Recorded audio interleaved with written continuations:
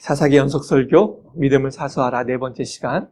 오늘 우리는 사사기 6장 1절에서 14절 말씀을 중심으로 겁쟁이와 큰 용사 사이에서 라는 제목을 가지고 하나님 말씀 나누겠습니다. 우리는 종종 엄청난 믿음을 실천하는 분들의 이야기를 듣곤 합니다.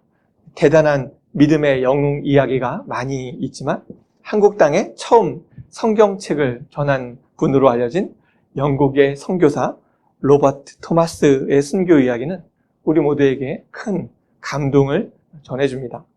알려진 바에 의하면 토마스 선교사는 많은 성경책을 가지고 미국 상선 제너럴 셔먼호를 타고 평양 근처 대동강까지 오게 되었습니다. 하지만 그 대동강변에 닿지 못한 채 배는 우리나라 군인들과 무력 충돌이 발생하였고 그가 타고 온 배는 불바다가 되고 말았습니다. 그러자 토마스 선교사는 화염 속에서도 백기를 든 채 한 권의 성경이라도 우리나라 땅에 남기고자 사력을 다해서 강가로 성경책을 던졌습니다. 그리고 마지막 남은 한 권의 성경책을 품 안에 넣고 강가에 올랐는데 곧바로 박춘권이라는 사람에게 붙잡히게 되었습니다. 죽음을 예감한 토마스 선교사는 자신 앞에 칼을 뽑아 들고 있던 조선 군사 박춘권에게 품에 품고 있던 성경책을 꺼내서 전해주고는 그 자리에서 순교하였습니다.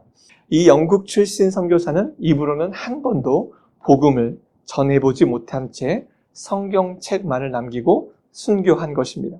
하지만 토마스 선교사로부터 성경책을 건네받은 박춘권은 그 성경을 읽고 예수를 믿게 되었고 이후에 평양의 한 교회의 장로가 되었다고 합니다. 또한 훗날 평양은 동양의 예루살렘이라는 별명이 붙을 만큼 복음이 크게 전파되었는데 토마스 선교사가 대동강 변에 던진 성경책이 그 부흥의 초석이 되었다라고 알려지고 있습니다. 우리나라에 복음이 들어오는 장면은 이렇게 엄청난 믿음의 영웅 이야기를 품고 있습니다. 우리 주변에는 종종 토마스 선교사처럼 순교자의 믿음은 아니더라도 대단한 믿음의 용기를 보여주는 분들의 간증 이야기를 들을 수가 있습니다. 멀쩡히 다니던 직장을 그만두고 평신도 선교사로 자원해서 외국으로 나간다거나 자신이 가지고 있던 집을 팔아서 복음 사역에 필요한 헌금을 했다는 이야기는 마치 영웅전을 읽는 것처럼 참으로 대단하게 느껴지기까지 합니다. 여러분은 토마스 선교사의 순교 이야기나 지금도 우리 주변에서 들을 수 있는 이 대단한 믿음 이야기를 들으면 어떠한 마음이 드시는지요? 순교나 큰 순종을 담은 믿음의 용기는 분명히 우리 가운데 감동을 주고 또 크고 작건 믿음의 도전을 주곤 합니다. 하지만 그와 동시에 그런 엄청난 믿음은 우리처럼 평범한 사람에게는 조금 동떨어진 것으로 느껴지는 것도 사실입니다. 그렇게 대담한 믿음은 높은 수준의 신앙을 가진 토마스 선교사 같은 분들의 몫일 뿐 나와 같은 사람에게는 해당되는 것으로 여기지는 않는다라는 것이지요. 하지만 그렇다고 해서 우리 중에서 지금처럼 지금 내가 가지고 있는 그저 그런 수준의 믿음을 죽을 때까지 유지하고 싶다고 생각하는 사람은 많지 않을 것으로 여겨집니다. 나는 그저 평생 주일 예배 정도나 근근히 지키면서 신앙생활을 이어가고 늘 제자리 믿음을 지켰다라고 말하고 싶은 사람은 거의 없지 않을까 싶습니다. 또한 사실 믿음이 성장하지 못하고 항상 그 수준에 멈추어 있거나 한 번도 믿음의 용기를 내지 못하고 있다면 그것도 건강하고 바른 믿음이다라고 말할 수는 없을 것입니다. 덧셈과 뺄셈을 배우고 나면 곱셈과 나눗셈을 할 줄 알아야 하고 두 발로 서는 연습이 끝난 아이는 걷기와 달리기를 해야 합니다. 그런데 계속 덧셈만 하고 있거나 두 발로 서는 것만 하고 있다면 바르게 성장한다라고 말할 수는 없을 것입니다. 이처럼 자녀가 때에 따라 성장하고 나무가 해마다 두께와 높이가 자라듯이 건강하고 바른 믿음은 반드시 성장하고 있어야 합니다. 문제는 믿음도 성장하고 멋진 신앙생활을 하고 싶어도 정작 우리에게는 믿음의 용기가 쉽게 나지 않는다는 데에 있습니다. 그렇다면 믿음의 용기가 없다는 이유로 우리는 정말 죽을 때까지 지금처럼 그저 그런 수준의 믿음에 멈춰 있어야만 하는 것일까요? 혹시 토마스 선교사나 엄청난 간증의 주인공까지는 아니더라도 믿음이 성장하기 위해서는 우리에게는 무엇이 필요한 것일까요? 조금이라도 믿음이 자라고 조금 더 깊이 있는 성숙한 믿음을 소유하기 위해서 우리가 알아야 할 교훈은 무엇일까요? 오늘 본문에 등장하는 기드온의 첫 번째 이야기를 통해서 이러한 질문들에 대한 답을 함께 찾고 우리 믿음에 적용해 보려고 합니다.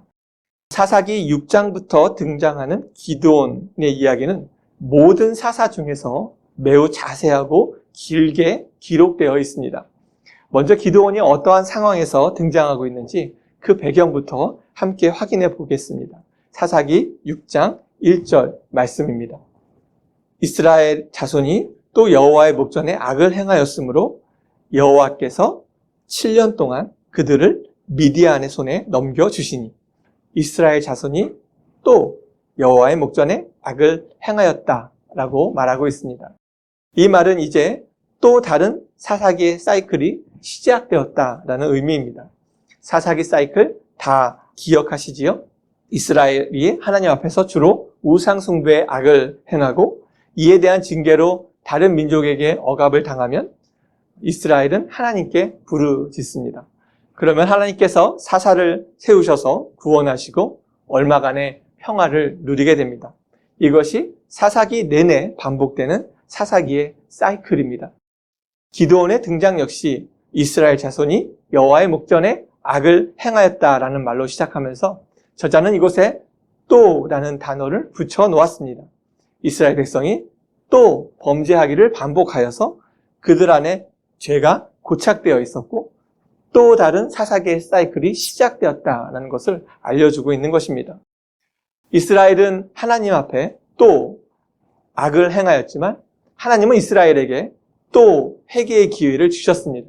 이번에는 하나님께서 7년 동안 이스라엘을 미디안의 손에 넘겨주었습니다.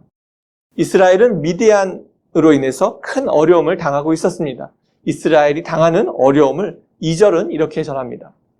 미디안의 손이 이스라엘을 이긴지라 이스라엘 자손이 미디안으로 말미암아 산에서 웅덩이와 굴과 산성을 자기들을 위해서 만들었으며 미디안 사람들은 이스라엘 백성들이 자신들의 집에서 평안하게 살도록 내버려두지 않았습니다. 느닷없이 치고 들어왔습니다. 언제 들이닥칠지 알 수 없어서 이스라엘 사람들은 산에 동굴과 요새 등의 숨을 만한 곳을 만들어 놓고 살아야만 했습니다. 여차하면 밤중이라도 피난처로 떠나야만 했던 것입니다. 시도 때도 없이 공격해오는 미디안으로 인해서 언제라도 은신처로 피신할 것을 준비하며 살아가야 했기에 이스라엘 백성들은 심리적인 불안감과 두려움에 떨면서 지내야 했습니다. 언제든지 미디안이 들이닥칠지 몰라서 이스라엘 백성들은 자기 집이 아니라 산에 굴과 동굴을 만들어 놓고 피신할 준비를 하면서 살아갔다라는 것입니다. 특히 미디안이라고 불리는 사람들은 한 지역에 정착해서 사는 사람들이 아니었습니다. 이들은 유목민족이어서 여기저기 사는 곳을 계속 옮기는 자들이었습니다. 지금도 중동 지방에는 베두인이라고 불리는 사람들이 있는데 이들은 가축대를 먹이기 위해서 풀이 자라는 곳을 계속 찾아다니면서 생활하는 사람들입니다. 이스라엘을 7년 동안 괴롭혔던 이 미디안도 정착하는 근거지가 없이 떠돌며 살아가는 사람들이었습니다. 그러다 보니 전쟁을 해도 그에 대한 보복을 크게 염려할 필요가 없었습니다. 누군가가 복수를 하고 싶어도 어딘가 있는지 알아야지 공격을 하지 않겠습니까? 그런데 이 미디안은 계속 사는 곳을 옮겼기 때문에 보복에 대한 염려가 없었습니다. 그래서 한 번 공격을 하면 매우 잔인하게 공격하는 자들이었습니다. 이들이 얼마나 잔인한 사람들이었는지 오늘 보면 3절에서 5절은 이렇게 설명하고 있습니다. 이스라엘이 파종한 때면 미디안과 아말렉과 동방 사람들이 치러 올라와서 진을 치고 가사에 이르도록 토지수산을 멸하여 이스라엘 가운데에 먹을 것을 남겨두지 아니하며 양이나 소나 나귀도 남기지 아니하니 이는 그들의 짐승과 장막을 가지고 올라와 메뚜기 때 같이 많이 들어오니 그 사람과 낙타가 무수함이라. 그들이 그 땅에 들어와 멸하려 하니. 미디안은 특별히 이스라엘 사람들이 파종한 때에 치러 올라왔습니다. 농사를 지어보신 분은 아시겠지만 추수한 후에는 그 다음 농사를 짓기 위해서 씨앗을 남겨놓습니다. 씨감자, 쌀종자 이런 것들을 잘 보관해 놓은 후에 다음 농사 때 씨앗으로 뿌리는 것이죠. 가나안 땅에서도 밀, 보리를 재배하기 위해서 밀과 보리 종자, 그 씨앗을 남겨놓았는데 그 씨앗 자체가 없으면 농사를 지을 수 있는 자체가 불가능해집니다. 그런데 지금 미디안은 언제 공격하러 왔다라고 말하고 있습니까? 파종할 때 왔다라고 말하고 있습니다. 그 말은 씨를 뿌리기 위해서 남겨놓았던 밀과 보리의 종자를 약탈하기 위해서 왔다라는 말입니다. 그러니 이스라엘 백성들은 땅이 있어도 씨를 뿌리지 못하는 상황이 벌어진 것입니다. 게다가 양, 소, 나귀도 남겨놓지 않았으니 이스라엘은 그야말로 굶어 죽어가고 있었습니다. 미디안의 목적은 이스라엘 땅을 정복하거나 이스라엘을 노예로 삼는 데에 있지 않았습니다. 오로지 약탈하는 데에만 목적이 있었고 무려 7년이나 메뚜기 때가 지나간 것처럼 모든 먹을 만한 것은 싸그리 다 약탈해 가고 있었습니다. 이스라엘은 말 그대로 소멸해 가고 있는 중이었습니다. 그러자 이스라엘은 하나님을 찾고 나섰습니다. 6절과 7절 말씀을 보십시오. 이스라엘이 미디안으로 말미암아 궁핍함이 심한지라. 이에 이스라엘 자손이 여호와께 부르짖었더라. 이스라엘 자손이 미디안으로 말미암아 여호와께 부르짖었으므로.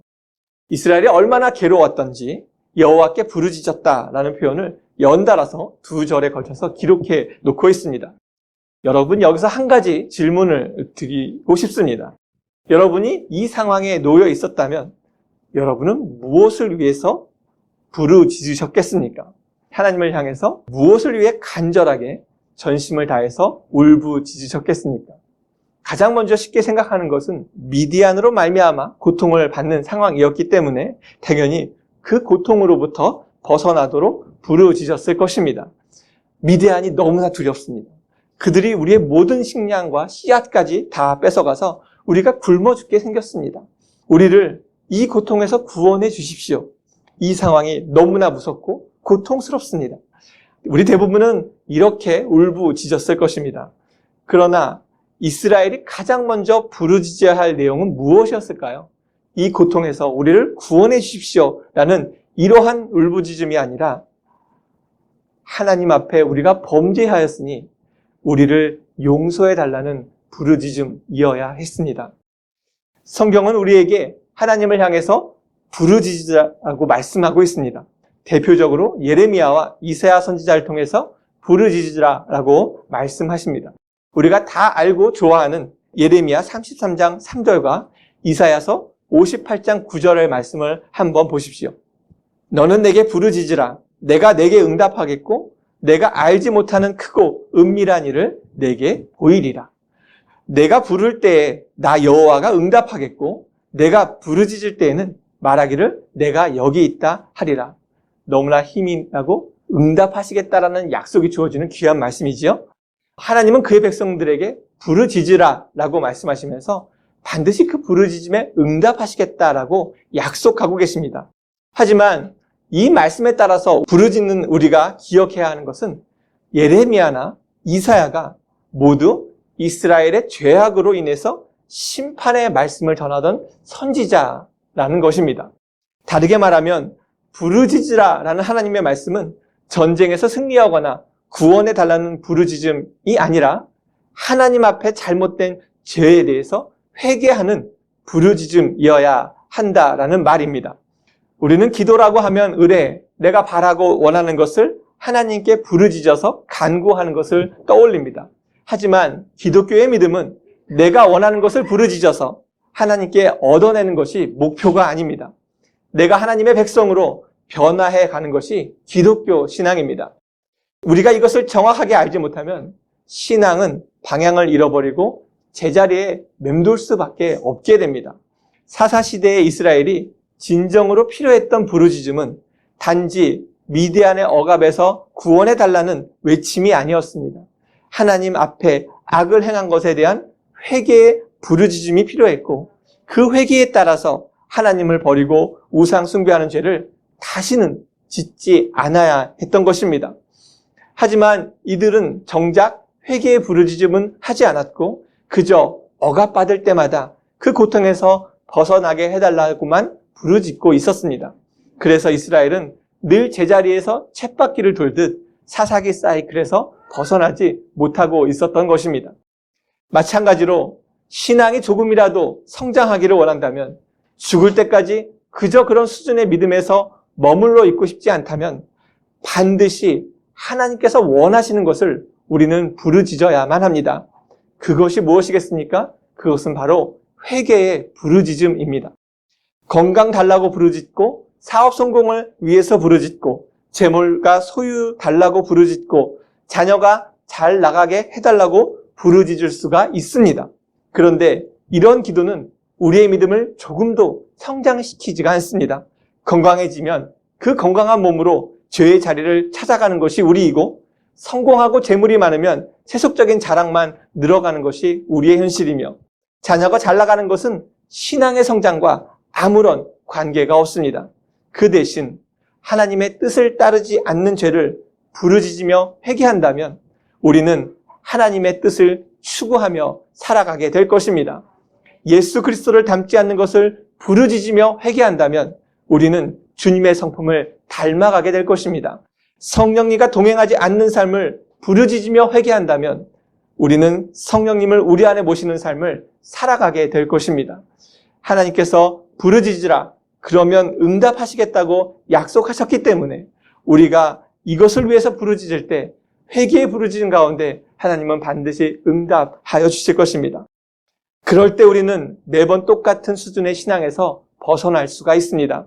그저 그런 수준의 신앙, 세상 사람들과 구별할 수가 없는 삶의 태도, 믿음이라고 말하기도 부끄러운 수준에서 벗어나서 한 단계 성장하는 믿음을 맛볼 수가 있을 것입니다. 언제입니까?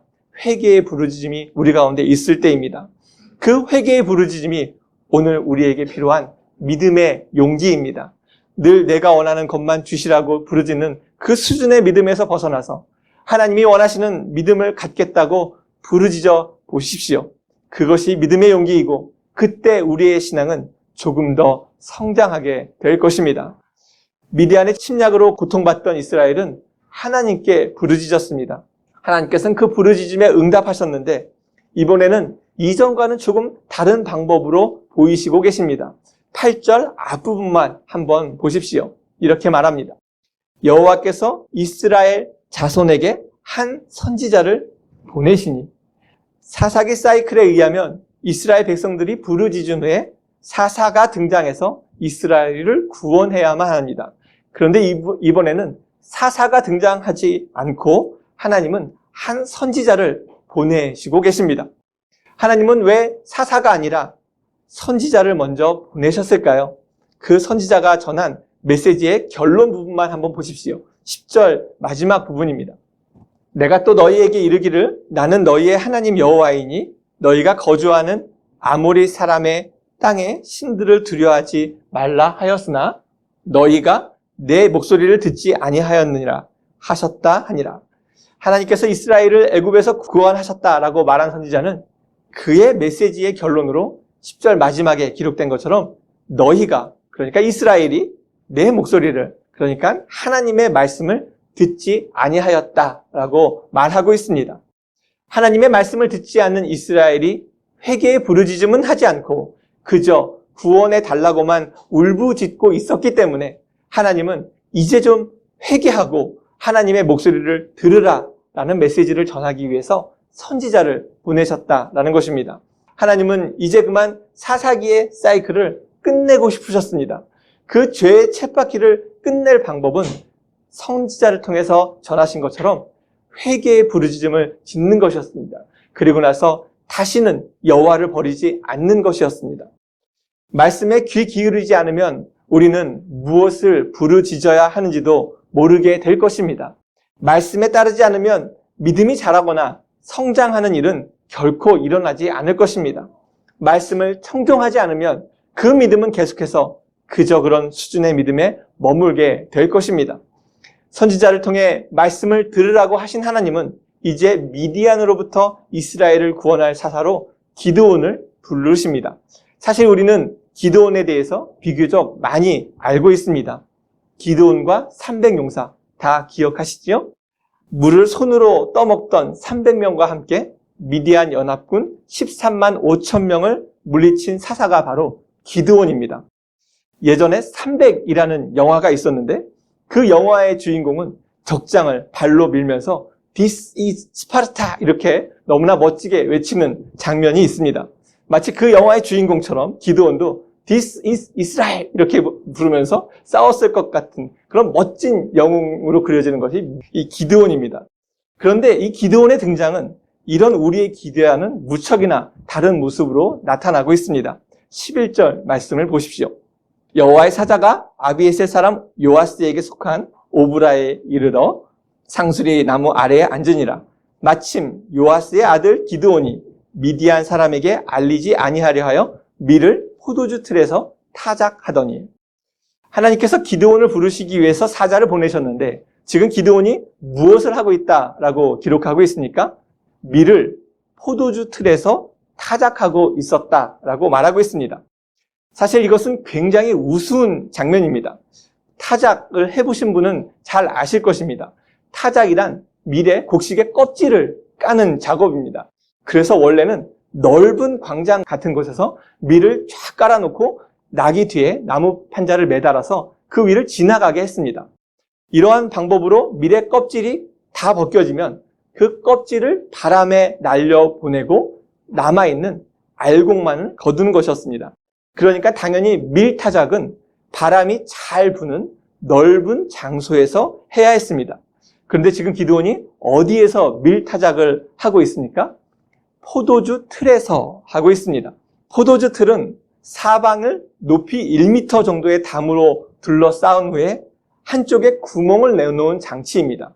그 담 안에 가득히 추수한 포도를 넣고 그 위에 사람이 올라가서 발을 밟으면 아래에 있는 구멍으로 포도즙이 흘러나오게 됩니다. 그 즙을 모아서 포도주를 만들었습니다. 지금 기드온이 바로 사방이 담으로 둘러싸여 있는, 그래서 바람이 불지도 않는 포도주 틀 안에서 밀을 까고 있었던 것입니다. 왜 기드온은 바람이 필요한 밀타작을 넓은 들판이 아닌 사방이 1m나 되는 벽으로 둘러싸인 포도주 틀 안에서 하고 있었을까요? 말씀에서 가르쳐주고 있죠. 넓은 들판에서 타작했다가는 미디안 사람들이 당장 몰려와서 자신을 죽이고 밀을 빼앗아갈 것이 너무나 분명했기 때문입니다. 그래서 1m 정도밖에 안 되는 그 포도주 틀 안에 들어가서 몸을 잔뜩 웅크린 채 밀 껍질을 까고 있었던 것입니다. 이것은 매우 우스꽝스러운 상황이었고 남들에게 들키고 싶지 않은 민망한 상태였습니다. 그런데 하필 그렇게 민망하게 밀타작을 하고 있었을 때 하나님의 사자가 등장했습니다. 이왕이면 멋있게 제사를 드리고 있을 때 하나님의 사자를 만난다든지 하나님께 부르짖을 때 만나시면 얼마나 좋겠습니까? 그런데 지금은 좀스럽게 숨어서 자기 혼자 먹겠다고 밀껍질을 벗기고 있을 때 하나님의 사자가 나타난 것입니다. 기드온과 300용사라는 멋진 이야기의 주인공은 전혀 영웅의 모습이 아니었습니다. 우리와 똑같이 하루 먹고 살기 위해서 애쓰는 평범한 사람이었고 미디안에게 곡식을 뺏길까 두려워서 숨어서 잔뜩 몸을 웅크린 채 있었던 사람이었습니다. 그런데 이렇게 민망한 모습의 기드온을 찾아온 하나님의 사자는 매우 재밌는 말로 그를 부르고 있습니다. 무엇이라고 부르고 있을까요? 12절에서 한번 확인해 보십시오. 여호와의 사자가 기드온에게 나타나 이르되 큰 용사여 여호와께서 너와 함께 계시도다 하네. 지금 하나님의 사자는 잔뜩 웅크리고 숨어서 밀껍질을 까던 기드온을 향해서 큰 용사여 라고 부르고 있습니다. 정말 큰 용사였다면 포도주 틀에 숨어서 밀껍질을 까고 있지는 않았을 것입니다. 하나님께서 냉소적으로 기드온을 비웃으시는 것도 아니었을 텐데 전혀 큰 사람으로 보이지 않는 기드온을 향해서 너는 큰 용사다라고 부르고 계신다는 것입니다. 왜 하나님은 기드온을 향해서 큰 용사다라고 부르고 계셨을까요? 그 이유는 바로 이어진 말씀에 있습니다. 여호와께서 기드온과 함께 계셨기 때문입니다. 기드온이 큰 용사로 불릴 수 있게 된 것은 그가 앞으로 할 엄청난 영웅적인 일이나 그가 이미 대단한 용기를 가지고 있었던 사람이어서가 아니라 하나님께서 기드온과 함께 계셨기 때문이다라는 것입니다. 그래서 지금의 기드온의 모습은 하나님에게는 전혀 문제가 되지 않았습니다. 비록 현재 그는 식량을 뺏길까 두려워서 숨어있고 웅크려있고 자기 먹을 것에 연연했던 사람이지만 하나님께서 사용하신다면, 여호와께서 함께 하시기만 한다면 그는 얼마든지 큰 용사가 될 수 있었다라는 것입니다. 현재의 모습이나 능력은 하나님 앞에서는 그다지 중요하지 않습니다. 미래의 발전 가능성이 있느냐 없느냐도 그렇게 중요하지 않습니다. 오직 중요한 것은 하나님께서 함께 하시느냐 하는 문제입니다. 세상의 기준과 사람의 눈에는 형편없이 보인다 하더라도 하나님께서 함께 하시기만 한다면 얼마든지 누구라도 믿음의 큰 용사가 될 수 있기 때문입니다. 믿음의 큰 용사가 되는 일은 지금 나의 모습에 좌우되는 것이 아니라 하나님의 뜻과 의지에 달려있는 문제이고 하나님이 동행하시느냐에 달려있는 문제다라는 것입니다. 우리가 토마스 선교사나 엄청난 간증의 주인공처럼 믿음 안에서 큰 일을 해내거나 아니 조금이라도 성장하기 위해서는 다른 것이 필요한 것이 아닙니다. 내가 하나님과 함께 있느냐, 그것이 중요한 것입니다. 하나님께서 큰 일을 하시고자 한다면 세상의 유능한 기업가, 권력자, 석학들을 다 동원하실 수 있으신 분입니다. 하지만 하나님은 그런 사람들이 아니라 작고 약한 사람들을 택하셔서 어쩌면 매일매일 오늘 먹을 식량을 위해서 웅크리고 살아가는 그런 작은 사람들을 택하셔서 그와 함께 하시면서 그를 통해 일하시기를 원하신다라는 것입니다. 세상이 주목하는 큰 사람을 큰 용사로 만드시기보다는 숨어있고 웅크려있고 지극히 평범한 사람들을 일으키셔서 큰 용사로 쓰시기 원하시는 분이 바로 하나님이십니다. 능력은 하나님이 가지신 것으로 충분하기 때문에 그렇습니다. 그래서 주님은 함께 한다라는 것을 약속하시면서 누구라도 큰 용사로 불러주시는 분이십니다. 포도주 틀 안에 웅크리고 앉아서 밀을 타작하던 기드온은 세상의 일을 두려워하고 전전긍긍하던 소심한 사람이었습니다. 그의 모습은 우리와 별 다를 바가 없습니다. 늘 세상 일을 염려하고 어떻게 되지 않을까 전전긍긍하며 살아가는 것이 우리의 평범한 우리의 모습이지 않습니까? 그저 한 끼의 식량을 위해서 하루를 산 지극히 평범한 사람이 기드온이었고 또한 우리입니다. 기드온은 히어로 영화의 멋진 영웅이 아니라 우리와 다를 바가 없는 사람이었습니다. 그러나 하나님은 겁장이 기드온을 향해서 큰 용사다라고 부르고 계십니다. 그가 큰 능력을 가진 큰 용사여서가 아니라 하나님께서 함께 하시겠다라고 약속하셨다는 것입니다. 오히려 겁장이었지만 하나님께서 함께 하시겠다고 약속하시면서 겁장이라도 큰 용사가 될 수 있다는 것을 기드온에게 말씀하고 계십니다. 그렇다면 믿음이 성장하여 멋지게 신앙을 소유하고 그저 그런 수준의 믿음에서 벗어나기 위해서 우리에게 필요한 것은 무엇이겠습니까? 세상의 능력과 부와 능력을 쌓는 것이겠습니까? 그렇지 않습니다. 바로 우리와 함께 하시는 하나님을 붙들고 신뢰하는 것입니다. 하나님께서 함께하는 자가 되기 위해서 조금 더 세상과 구별된 삶을 살고 조금 더 하나님의 거룩하심을 담고자 애쓴다면 그 삶 자체가 이미 하나님이 보시기에는 큰 용사의 삶입니다. 하나님께서 함께 하시도록 세속적인 가치나 성공보다 하나님의 비전을 나의 꿈으로 삼으며 예수님의 성품을 닮아가기 위해서 그 말씀을 따르고 성령의 열매를 맺고자 애쓴다면 이미 그 삶은 하나님 앞에서 큰 용사인 것입니다. 어쩌면 우리가 자각하는 내 모습은 믿음이 성장하지도 않고 늘 그 수준에 머물러서 대단한 믿음의 용기를 내지 못하는 겁장애일지도 모르겠습니다. 하지만 그런 우리를 하나님께서 함께 하고 계신다는 것을 믿음의 눈으로 바라볼 수 있기를 주님의 이름으로 축원합니다. 우리가 하나님께서 함께 하심을 진심으로 믿는다면 우리는 성숙한 믿음으로 나아가는 일에 두려워하지 않게 될 것입니다. 그때 우리는 그저 그런 수준의 믿음에서 머물러 있지 않고 조금 더 주님이 원하시는 삶의 자리로 나아갈 수 있게 될 것입니다. 오늘 우리 모두가 우리를 향해서 큰 용사라고 불러주시는 하나님을 깊이 신뢰할 수 있게 되기를 소망합니다. 우리가 하나님을 조금 더 신뢰하며 주님과 함께 하겠다고 부르짖는다면 하나님은 그 부르짖음에 응답하셔서 우리에게 큰 용사다라고 불러주실 것입니다. 오늘 주님과 함께 하고자 회개하며 부르짖을 때 이런 우리를 주님께서 축복하셔서 전혀 예상하지 못한 곳에서 우리를 만나주시고 웅크리고 있는 우리를 일으켜주시며 삶의 자리에서 큰 용사로 사용하여 주시기를 주님의 이름으로 축원합니다.